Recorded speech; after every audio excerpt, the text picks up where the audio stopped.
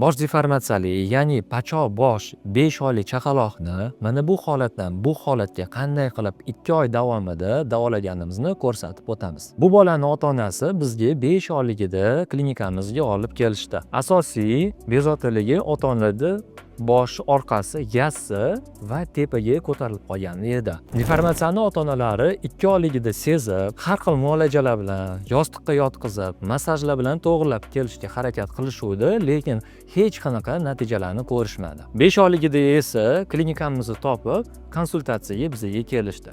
Konsultatsiyada bolani ko'rganimizda boshi rostdan ham juda pachoq bo'lib qolganligini ko'rdik. Shu bosim hisobiga boshi tepaga o'sib, uchli holatga kelib qolgan ekan.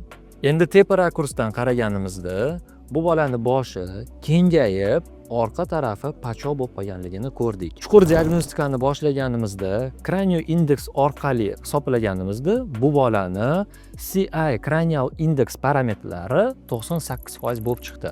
Bu degani og'ir va juda og'ir darajani orasida. Bu holatda hech qachon yostiq yoki massaj orqali bolani boshini to'g'rilab bo'lmaydi. To'g'irlash uchun biz bu bolani 3D skaner orqali bosh razmerlarini olib va individual shlem yasab lecheniyasini boshladik va 2 oy davomida mana bu natijalarga erishdik. Tepa rakursdan qaraganimizda esa bu holatga bolani boshi keldi.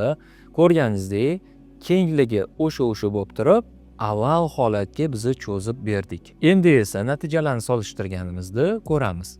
Bosh orqasi yassiligi dimoqli chiroyli holatga keldi.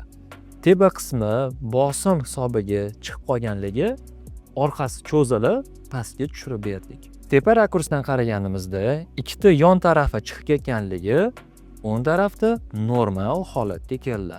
Lecheniyadan keyin kranial indeksi hisoblaganimizda 88% bo'lib chiqdi.